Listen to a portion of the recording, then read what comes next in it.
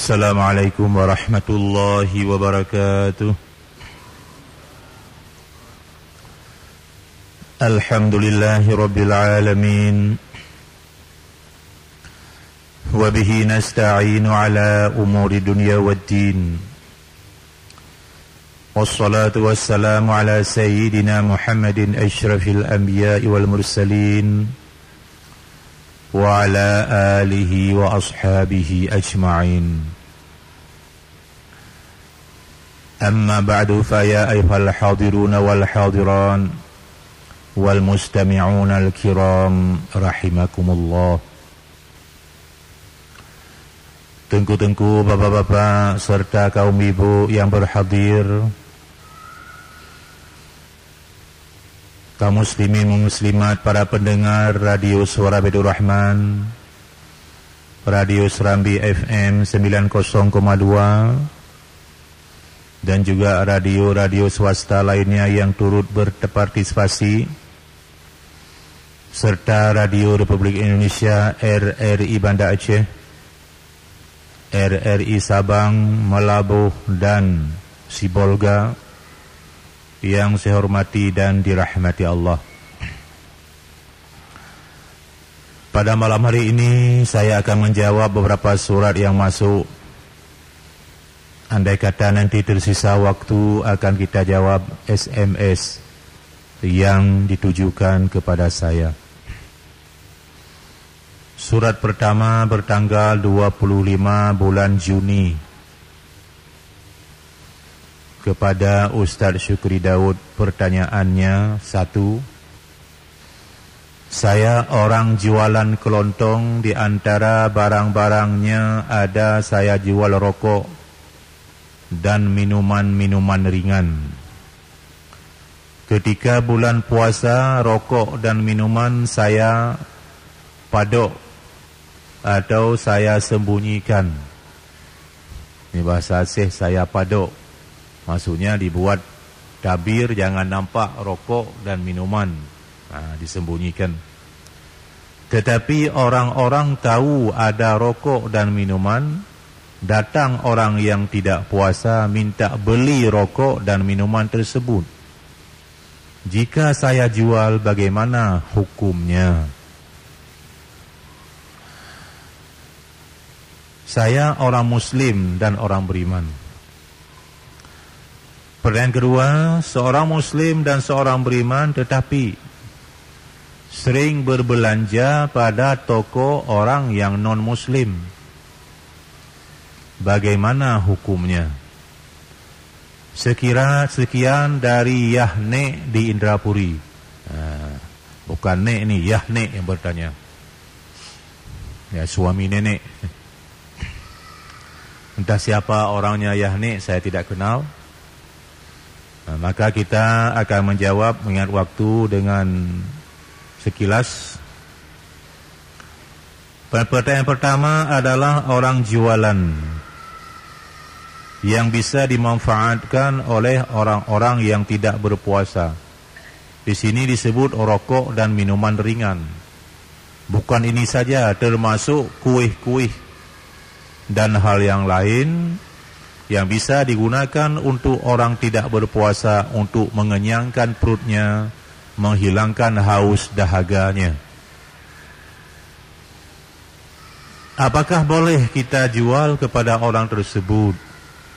Walaupun tadi disebutkan sudah dipadok, sudah disembunyikan, tapi orang tahu. Maka jawabannya adalah sama dengan kita jawab beberapa waktu yang lalu. Seseorang muslim dilarang keras memberi bantuan kepada orang lain yang durhaka kepada Allah.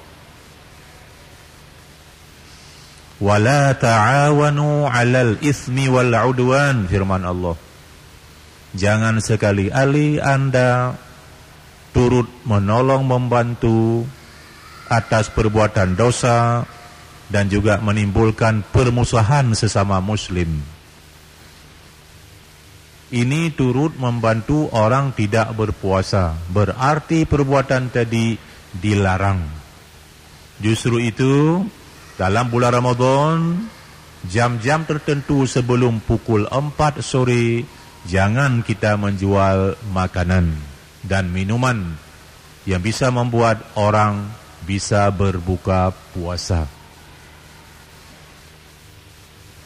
Sama halnya seperti disebutkan pada pertemuan yang lalu, kita menjual barang yang halal, tapi sayangnya barang halal kita disalahgunakan oleh orang tadi.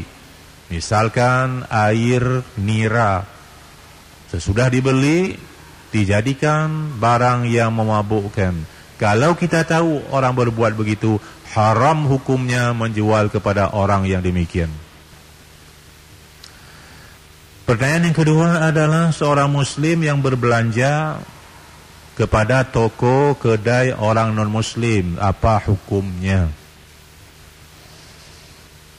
Islam tidak pernah melarang baik Al-Quran ataupun hadis kita belanja kepada non-muslim. Bahkan Rasul pernah berniaga ke negeri Syam kepada orang-orang non-muslim. Tidak salah.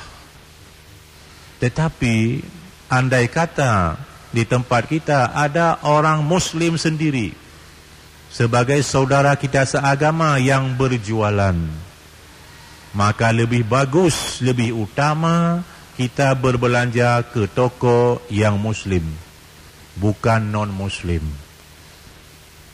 Bahkan termasuk dapat pahala. Kenapa kita berani mengadakan demikian? Karena insya-Allah orang muslim yang taat, yang berjualan, tahu dia pada harta jualannya ada hak orang lain, yaitu harta zakat perniagaan 2,5% bila sampai tahun dari modal dan keuntungan tahun yang bersangkutan.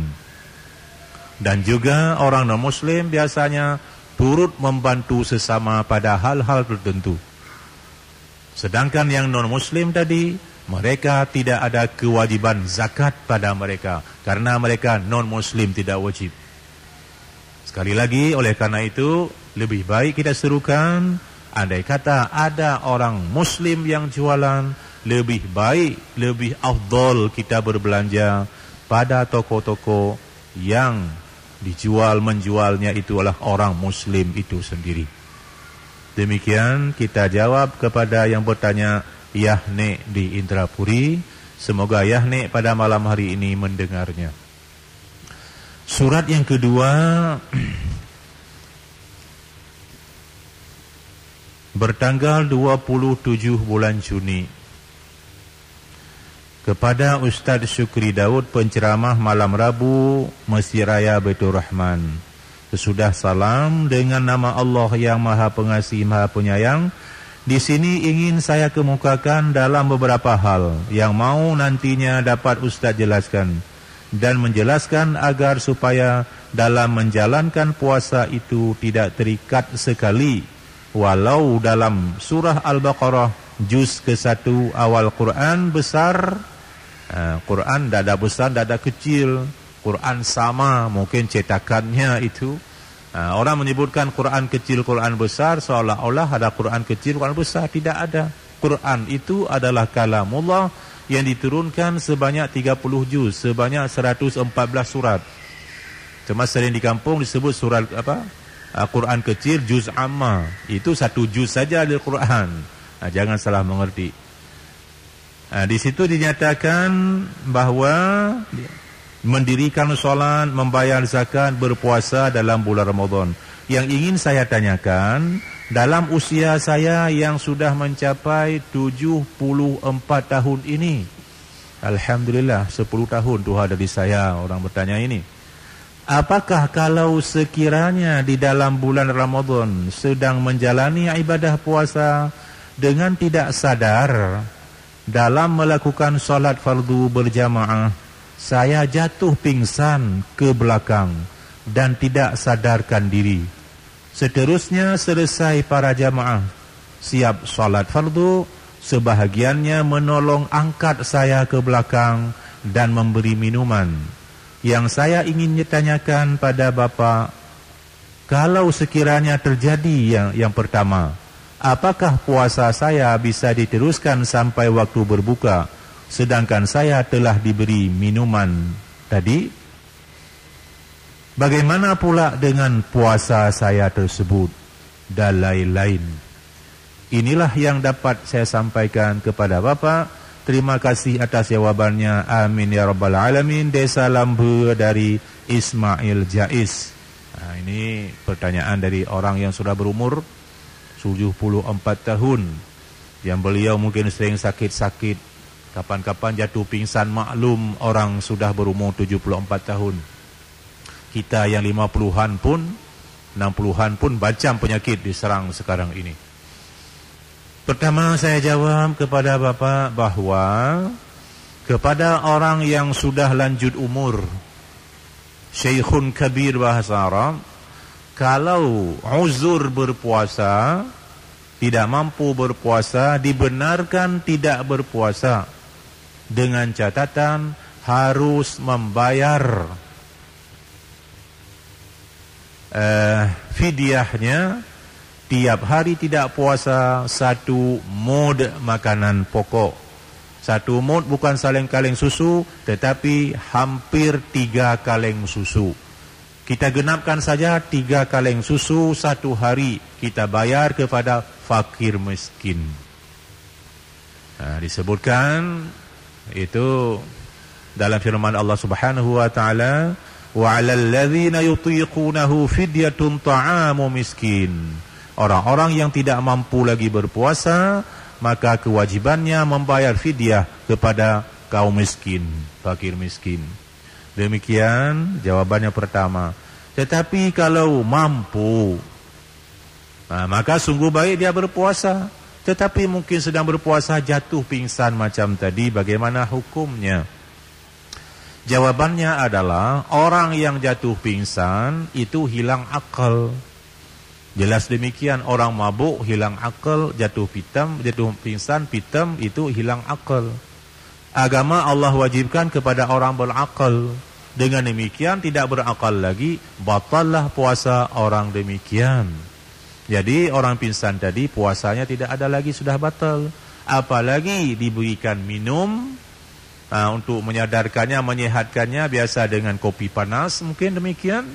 Ini jelas-jelas karena dengan sengaja sudah minum, lebih-lebih lagi membatalkan puasanya. Jadi dengan demikian, kalau berlaku kepada orang tua kita yang bertanya ini, Pak Ismail Jais, maka puasanya telah batal. Kalau mampu diganti di hari yang lain. Kalau tidak mampu, cukup dengan membayar fidyah saja setengah bambu beras tiap hari.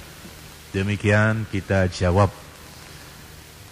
Pertanyaan berikutnya, sebuah surat bertanggal 1 Juli dari seorang pelajar SMA, anak muda. Kalau benar nih, mengaku anak muda ni SMA, mudah-mudahan demikian. Alhamdulillah anak muda ni syabab, ya, anak muda. Dan salah satu nantinya yang mendapat naungan di hari kiamat, hari akhirat adalah anak muda. Syabun nasya'a fi ibadatillah azza wa jal. Anak muda yang tumbuh dewasa dalam selalu ibadat kepada Allah.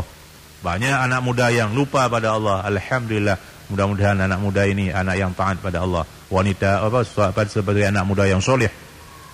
Ustaz yang terhormat dan mulia, saya seorang pelajar SMA di Banda Aceh. Saya ingin menanyakan bacaan Fatihah bagi makmum dalam salat subuh, maghrib dan isya serta salat Jumat.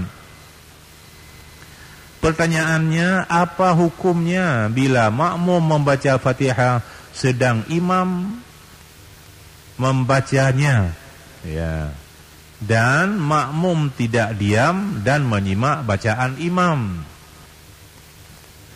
Yang kedua, apa sah salat makmum yang tidak menyimak bacaan imam? Yang ketiga, apa boleh makmum tidak membaca dari iftitah? Nah, iftitah ditanya, bukan Fatihah ini, ya. Wassalam dari orang yang memperbetulkan solat. Lebih dan kurang saya mohon dibanyak maaf kepada Ustaz. Sayangnya tidak berani tulis nama ini. Seharusnya ditulis nama supaya tanggung jawab atas pertanyaan-pertanyaan tadi. Saya jawab yang terakhir dulu, apa boleh makmum tidak membaca doa iftitah? Sepakat para ulama, doa iftitah itu hukumnya adalah sunan. Iftitah macam-macam. Sering kita dengar Allahu akbar kabira walhamdulillah katsira wa subhanallah bukratan wa asila. Doa iftitah. Ada lagi doa iftitah, wajjahtu wajhiya lil samawati dan seterusnya sampai ujungnya wa ana minal muslimin. Al-Quran dibaca tadi, wa ana awwalul muslimin, Al-Quran dibaca oleh imam tadi. Ada lagi doa iftitah, Allahumma ba'id baini kama ba'ata bainal masyriq wal maghrib dan seterusnya. Saya melihat hadis Rasul sampai 7 macam doa iftitah ini. Sepakat ulama, doa iftitah ini tidak ada satupun yang wajib dibaca, hukumnya sunat. Nah, demikian saya jawab pertama, baik imam ataupun makmum sunat membaca doa iftitah. Kemudian masalah bacaan Fatihah pada salat jahar imam, salat hari raya, salat Jumaat, salat minta hujan, salat gerhana, salat maghrib, salat isya, salat subuh. Bukan yang tadi saja disebutkan. Bagaimana, apakah makmum wajib membaca Fatihah atau tidak? Karena imam sudah menjaharkan, membesarkan bacaannya. Di sini kita melihat berbeda pendapat para ulama. Sebahagian ulama mengatakan kalau imam sudah membesarkan bacaan, menjaharkan bacaan Fatihah dan juga ayat-ayat berikutnya, maka kita sebagai makmum tidak boleh lagi membaca Fatihah dan ayat.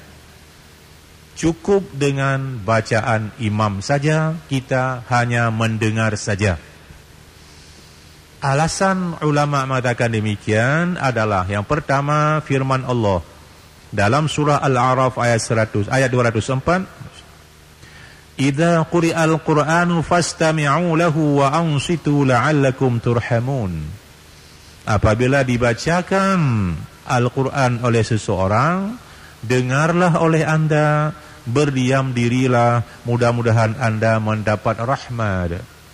Jadi dari ayat ini, Fatihah itu ayat Quran, bahkan surat pertama dalam Al-Quran. Kemudian ayat berikutnya juga ayat Quran. Disuruh dengar, disuruh diam. Kalau begitu kita tidak usah baca. Dipahami lagi dari hadis Rasul diriwayatkan oleh 5 hadis. Fa idza qara'al imam fa ansitu. Apabila imam membaca, maka diamlah anda, jangan membaca. Ini hadis, saya baca ujung saja hadis tadi. Ini pemahaman yang pertama.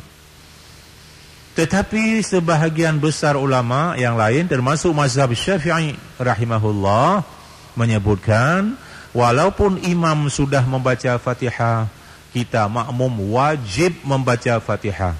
Karena Fatihah itu adalah rukun qauli pertama dalam salat. Dan salat ada qalbi, ada qauli, ada fi'li rukunnya. Apa alasannya? Sebuah hadis diriwayatkan oleh seluruh ahli hadis. La salata liman lam yaqra' bi Fatihatil kitab. Tidak sah salat orang tidak membaca Fatihah dalam salatnya. La tuqbalu salatu la yuqra'u fiha bi ummil Qur'an. Tidak diterima oleh Allah salat seseorang yang tidak dibaca padanya Ummul Quran Al-Fatihah. Banyak lagi hadis-hadis yang lain, menurut waktu tidak saya baca. Jadi dasar hadis ini seolah-olah kontradiktif dengan ayat tadi, bertentangan. Oleh para ulama disebutkan itu ikhtisas. Ayat tadi umum, ini ikhtisas. Khusus dalam salat wajib baca Fatihah, imam maupun makmum. Ditambah lagi dengan tuntunan Rasulullah sallallahu alaihi wasallam, disebutkan oleh Rasulullah sallallahu alaihi wasallam dalam hadis-hadis beliau, saya baca barang 2 hadis saja. Rasulullah SAW beliau salat subuh, beliau agak susah membaca ayat-ayat Al-Quran. Kenapa? Karena di belakang beliau orang membaca dengan suara keras-keras, terpengaruh Rasulullah. Selesai salat, Rasul mengatakan, "Inni arakum taqra'una wara'a imaikum."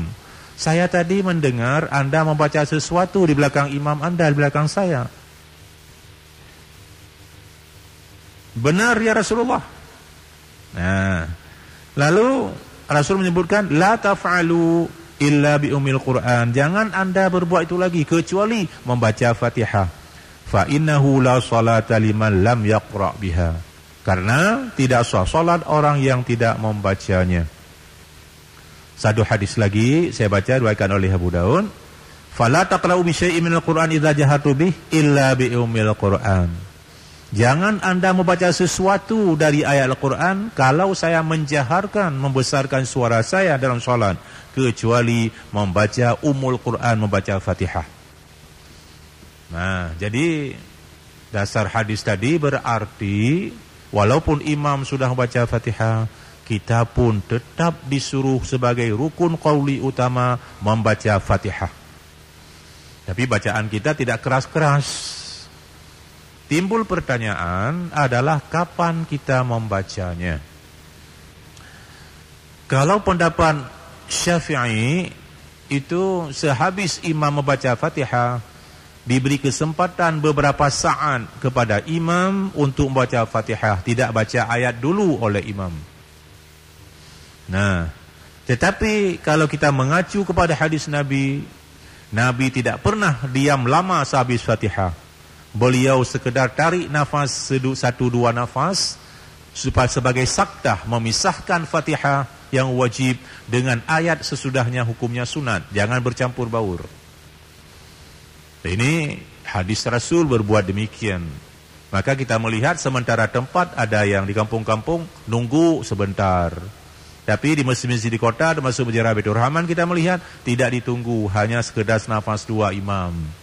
Oleh karena itu, maka sebahagian ulama mengatakan kalau hal ini terjadi demikian, sebaiknya makmum membaca Fatihah bersamaan dengan Fatihah imam.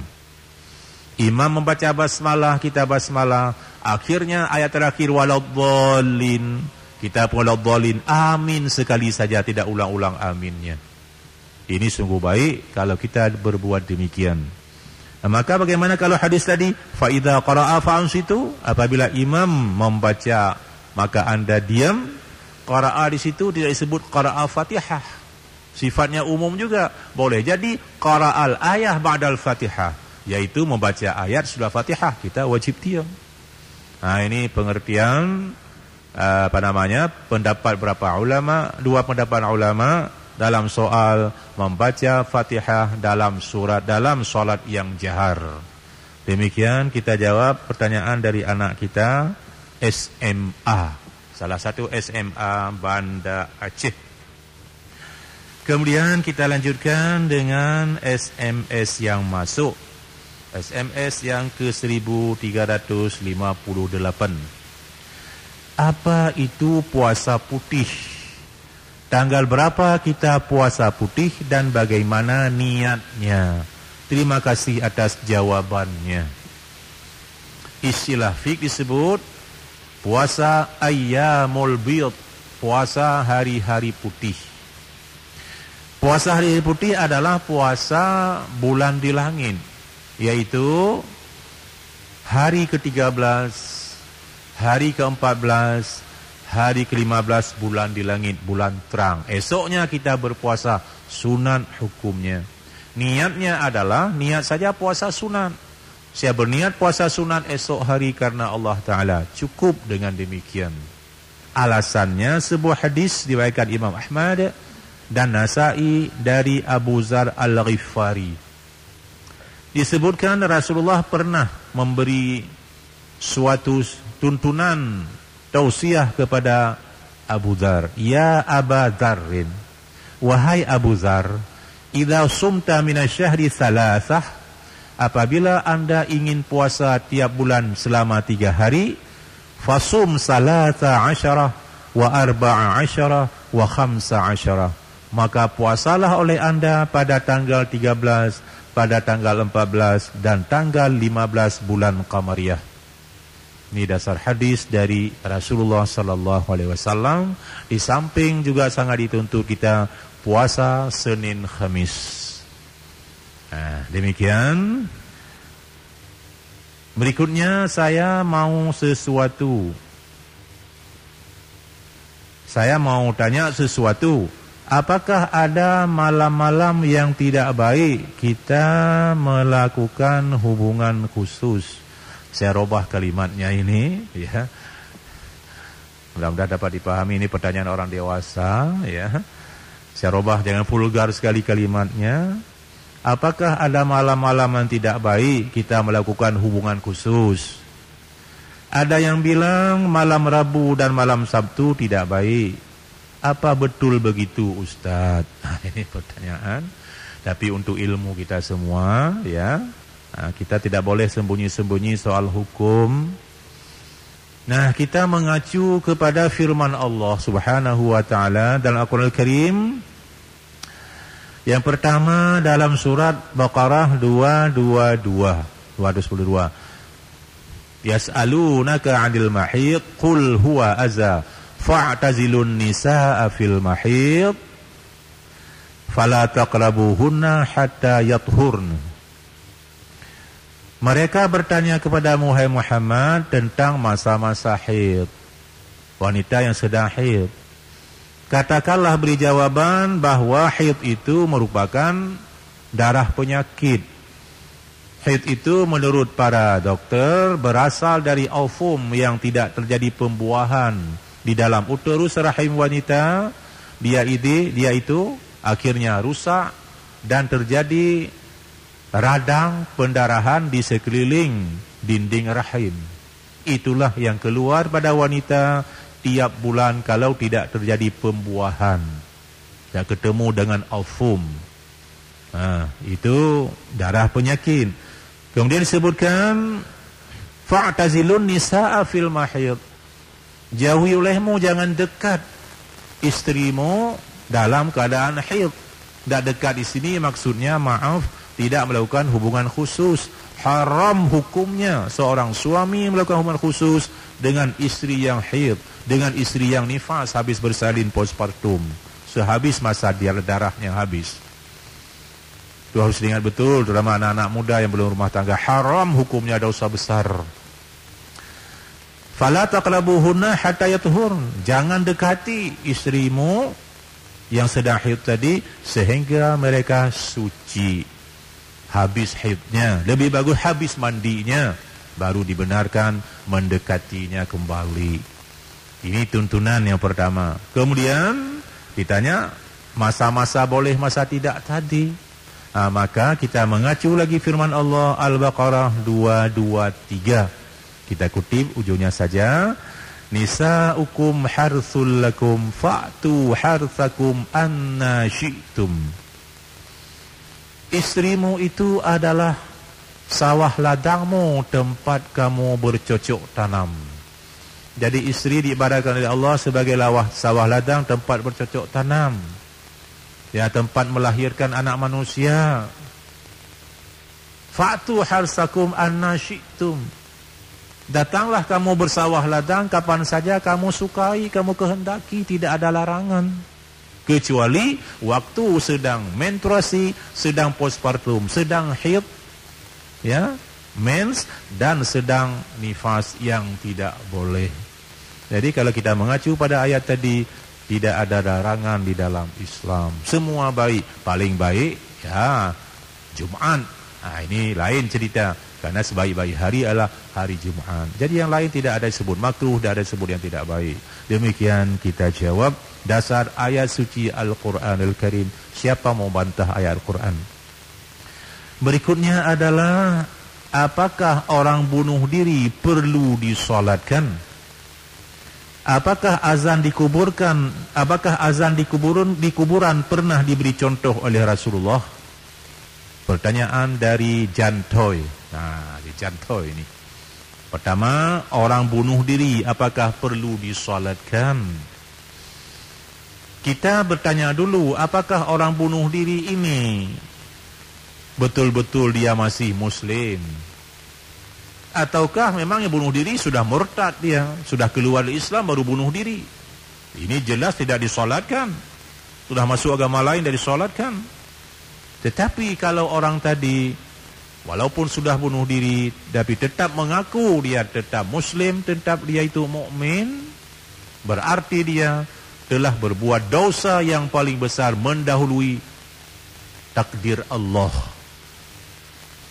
Bahkan hadis sebutkan orang bunuh diri itu nanti dalam neraka kekal selama-lamanya. Rasulullah tidak mau salat kepada orang yang bunuh diri, tidak mau. Tetapi beliau mengatakan kepada sahabat, sallu ala sahibikum, salat kepada orang yang ini. Kenapa? Ini sebagai ancaman, jangan sembarangan bunuh diri. Waktu Rasulullah ada orang peperangan kena tombak, kena panah di badannya, sakit sekali, tidak sanggup sakit, diambil hanjar, pisau belati, dipotong urat nadinya di tangan supaya cepat mati. Rasul tidak mau salat kepada orang demikian, tapi sahabat disuruhnya. Sama halnya Rasul tidak mau salat kepada orang yang meninggalkan utang, tetapi para sahabat disuruh melakukan salat. Kita pakai logika pula.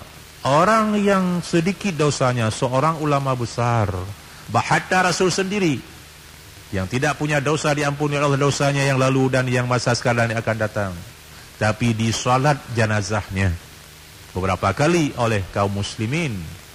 Ulama besar disolatkan yang dosanya sedikit, tetapi orang yang sangat besar dosanya ini berarti lebih dituntut kita minta maaf, minta ampun pada Allah terhadap dosa besar yang dilakukan.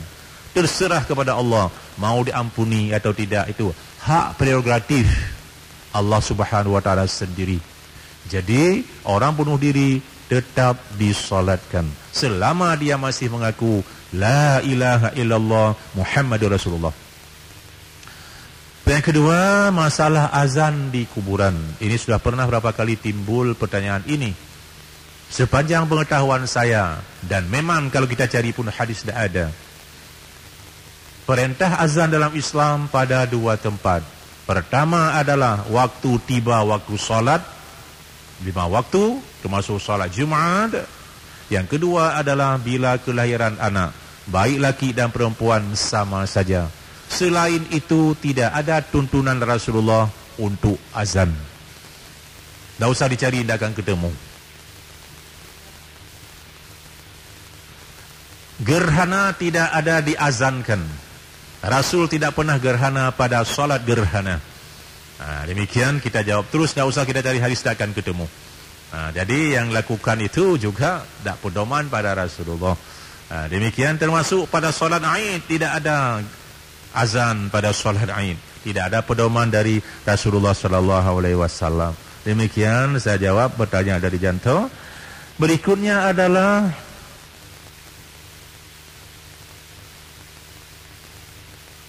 kalau salat Jumat kita masbuk, apakah harus kita salat i'adah zuhur dari Irham Kota Langsa? Ini jauh nih bertanya. Seseorang sholat Jumat tapi jangan disengaja, kebetulan terlambat tiba di masjid, masbuk, tidak sempat takbiratul ihram bersama imam, tertinggal rakaatnya. Mungkin ketemu 1 rakaat. Kalau ketemu 1 rakaat itu dari Rasulullah, sempurnakan 1 rakaat lagi, sah Jumatnya. Tetapi kalau tidak ketemu 1 rakaat, sampai ke masjid, kita takbiratul ihram, imam sedang duduk tahiyat akhir, kita tetap berniat salat Jumat. Tetapi pedoman sahabat Rasulullah, hadis Baihaqi disebutkan, maka salat tadi disempurnakan 4 rakaat seperti salat zuhur. Tapi bukan i'adah ini, bukan diulang karena ketemu walaupun sebentar. Demikian jawabannya menurut hadis diriwayatkan oleh Imam Baihaqi. Berikutnya adalah saya ingin bertanya, apakah mandi wiladah dan mandi nifas bisa sekaligus sesudah sampai harinya.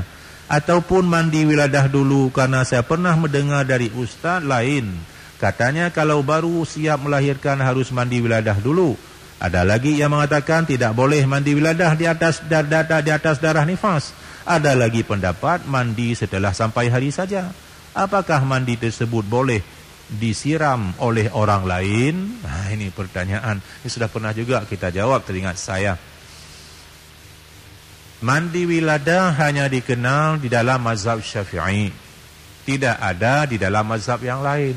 Mandi wiladah, walada yalidu wiladah, artinya melahirkan. Seorang wanita habis bersalin melahirkan, wajib mandi menurut mazhab Syafi'i. Walaupun masih ada darah nifas. Habis darah nifas, postpartum namanya, mandi lagi.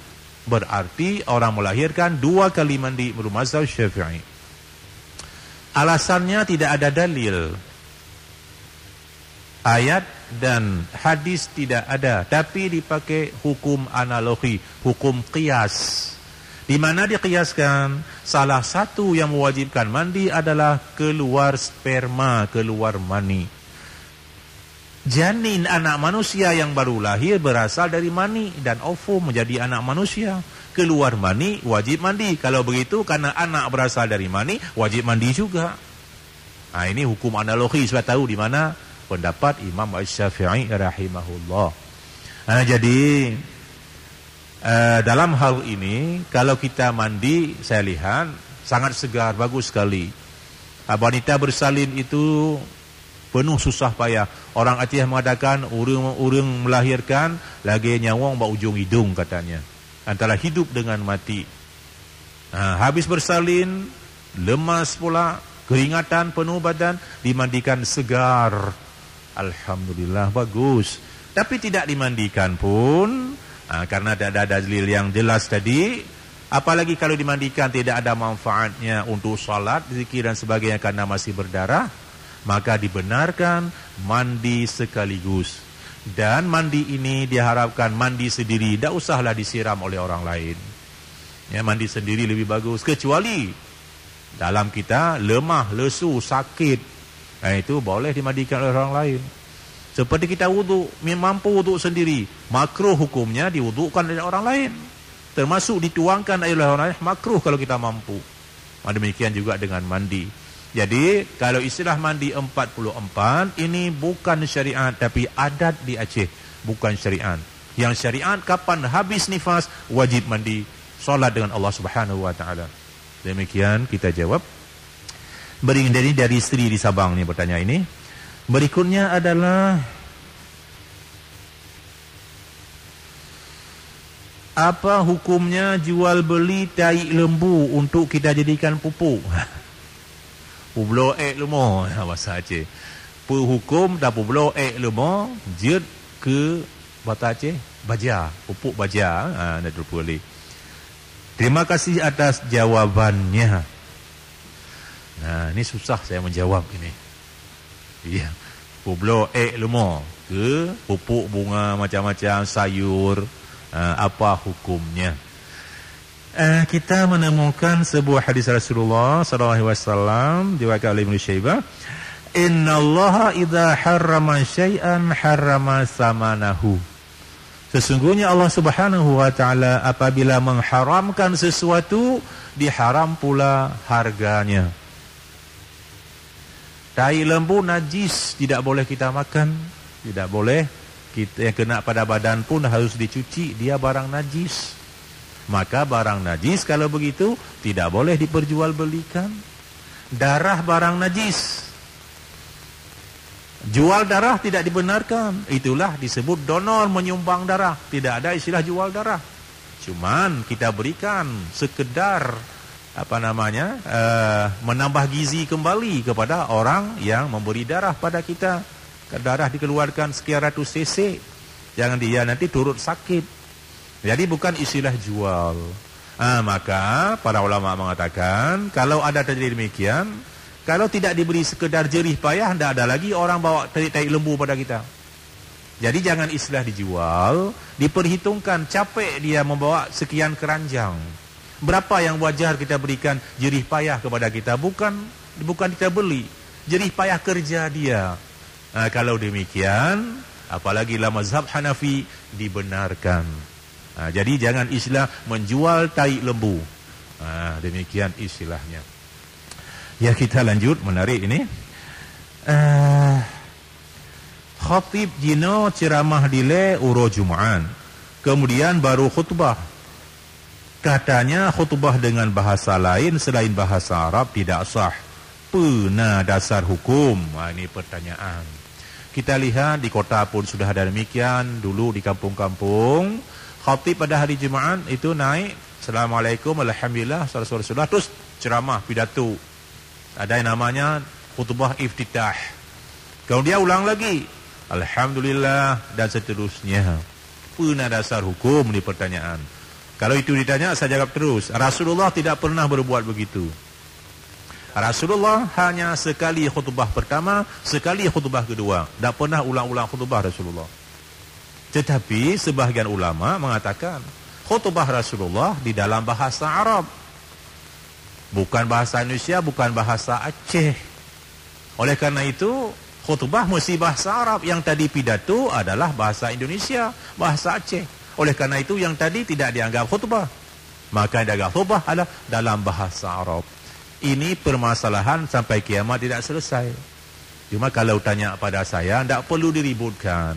Khatib khutbah biasa 2 khutbah, selesai, jangan ribut. Mau ulang khutbah, silakan saja. Yang penting ada khutbah, habis perkara. Apa tahu pakai orang Jumaat?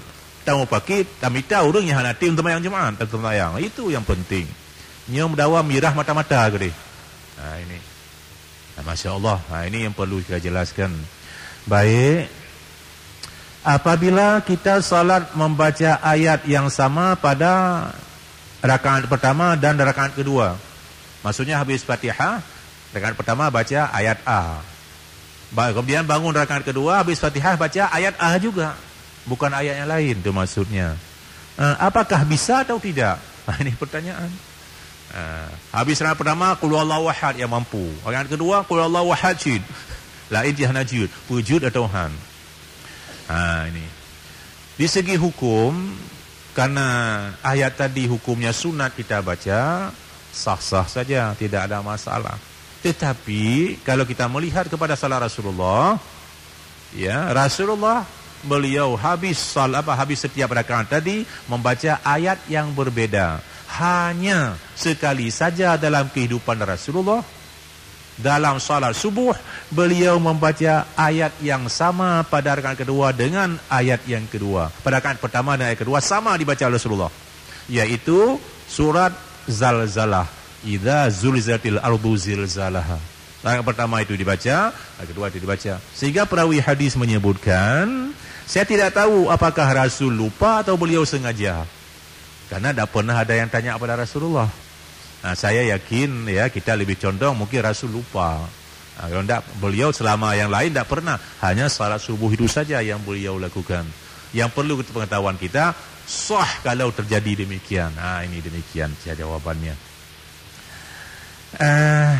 Karena waktu tidak mengizinkan lagi, mungkin demikianlah beberapa pertanyaan yang masuk yang dapat kita sampaikan. Namun insyaAllah ada satu pertanyaan yang menarik akan saya jawab dari kawan saya di video ini, umpia saya, yaitu salat dalam sebuah kamar tamu yang di dalamnya terdapat ukiran pahatan Bali seperti kera, harimau, kuda dan sebagainya. Bolehkah, apa hukumnya? Ini banyak rumah kita sekarang ada patung-patung itu, bawa dari Bali, taruh di tempat yang bagus, tiap hari dilap jangan kena debu, tapi anaknya kapan-kapan tidak dimandikan. Ini apakah boleh atau tidak? Ini ya insya-Allah mudah-mudahan sehat-sehat akan kita jawab pada pertemuan berikutnya. Demikianlah, semoga ada manfaatnya. Wallahul muwaffiq ila aqwamit thoriq. Wassalamualaikum warahmatullahi wabarakatuh.